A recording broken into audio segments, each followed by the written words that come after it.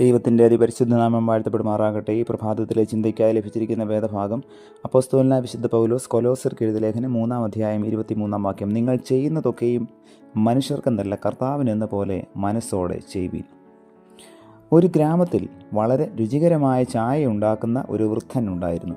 അപ്രകാരം രുചിപ്രദമായ ചായ ഉണ്ടാക്കുന്നത് എങ്ങനെയെന്ന് പഠിക്കുവാൻ പലരും അദ്ദേഹത്തെ സമീപിച്ചിട്ടുണ്ട്. ഒരിക്കൽ ഒരു പ്രഭുകുമാരൻ അതിനായി അദ്ദേഹത്തെ സമീപിച്ചു. അദ്ദേഹം അവനോട് ചില നിസാര ജോലികൾ ചെയ്യുവാൻ ആവശ്യപ്പെട്ടു. എന്നാൽ അവൻ അത് ചെയ്യുവാൻ കഴിയുമായിരുന്നില്ല. വൃദ്ധൻ അവനോട് പറഞ്ഞു, നീ വലിയ അഭിമാനിയാണ്. വിനയപൂർവ്വം ശുശ്രൂഷകൾ ചെയ്യുവാൻ പഠിച്ചെങ്കിൽ മാത്രമേ നിനക്ക് ഈ ജോലി പഠിക്കുവാനാവൂ. അതിനാൽ നീ പോയി സേവനത്തിൻ്റെ പാഠങ്ങൾ പഠിച്ചിട്ട് വരൂ എന്ന് പറഞ്ഞയച്ചു. കുറേ നാളുകൾക്ക് ശേഷം അവൻ തിരികെ വന്നു. അപ്പോഴും അവൻ വിനയാന്വിതനായിരുന്നില്ല. അതിനാൽ ആ വൃദ്ധൻ അവനെ വീണ്ടും മടക്കി അയച്ചു. വീണ്ടും ഒരിക്കൽ അവനെത്തി. ആ വീടും പരിസരങ്ങളും നന്നായി ക്ലീൻ ചെയ്യുവാൻ അവനോട് ആവശ്യപ്പെട്ടു. അവനത് വൃത്തിയായി ചെയ്തു. വൃദ്ധൻ സന്തുഷ്ടനായി രുചിപ്രദമായ ചായ ഉണ്ടാക്കുന്ന പാഠങ്ങൾ അവനെ പഠിപ്പിച്ചു. ചായപ്പൊടിയുടെ ഗുണം മാത്രമല്ല ചായയുടെ രുചി, ചായ ഉണ്ടാക്കുന്ന ആളിൻ്റെ ഗുണം കൂടിയാണ്. ചായപ്പൊടിയുടെ പരസ്യം നടത്തുന്ന കമ്പനികൾ തയ്യാറാക്കുന്ന ആളിൻ്റെ കാര്യം മിണ്ടാറില്ല. പക്ഷേ പൊടിയുടെ ഗുണത്തേക്കാൾ തയ്യാറാക്കുന്ന ആളിൻ്റെ ഗുണം പ്രധാനപ്പെട്ടതാണ്.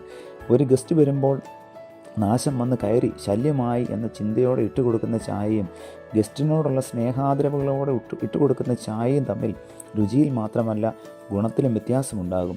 സന്തോഷത്തോടെയായാലും നിന്ദയോടെയായാലും ചായ ഇടുന്നത് ഒരേ വിധമല്ലേ എന്ന് ചോദിച്ചേക്കാം. ശരിയാണ്, ഒരേ വിധമാണ്. പക്ഷേ ചായ രണ്ടായിരിക്കും. ഓരോരുത്തരുടെയും ജീവിത മനോഭാവം അവരുടെ പ്രവർത്തന മേഖലകളെ ശ്രേഷ്ഠമോ ഹീനമോ ആക്കി തീർക്കും. ബ്രദർ ലോറൻസ് എന്ന ഭക്തൻ ഒരു അടുക്കളയിൽ ജോലി ചെയ്യുന്ന ആളായിരുന്നു. അദ്ദേഹം അവിടെ എച്ചിൽ പാത്രങ്ങൾ വൃത്തിയാക്കുമ്പോൾ പ്രാർത്ഥിക്കുമായിരുന്നു, ദൈവമേ, ഞാൻ ഈ പാത്രങ്ങൾ വൃത്തിയാക്കുന്നത് പോലെ നീ എൻ്റെ ഹൃദയത്തെ ശുചിയാക്കണമേ എന്ന്. അടുക്കള വൃത്തിയാക്കുമ്പോഴും അദ്ദേഹം അങ്ങനെ പ്രാർത്ഥിക്കുമായിരുന്നു.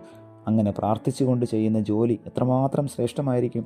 എങ്ങനെയെങ്കിലും ഇതൊന്ന് വൃത്തിയാക്കണം എന്ന് കരുതി ചെയ്യുന്നതും പ്രാർത്ഥനാപൂർവം ചെയ്യുന്നതും എത്ര വ്യത്യാസമാണ്.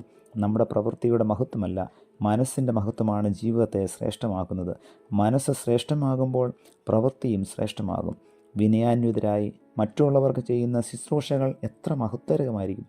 സ്നേഹപൂർവ്വം സേവനസന്നദ്ധരായി സമൂഹത്തിൽ നാം ചെയ്യേണ്ട ശുശ്രൂഷകൾ ചെയ്യുവാൻ നമുക്ക് സാധ്യമായി തീരട്ടെ. പ്രാർത്ഥിക്കാം. പ്രിയ കർത്താവേ, മറ്റുള്ളവർക്ക് ഞങ്ങൾ ചെയ്യുന്ന ശുശ്രൂഷകൾ തികഞ്ഞ സ്നേഹത്തോടും നന്ദിയുള്ള ഹൃദയത്തോടും ചെയ്യുവാൻ തക്കവണ്ണം ഈ പ്രഭാതത്തിലെ വചന കേൾവിയിലൂടെ ഞങ്ങളെയും സഹായിക്കണമേ.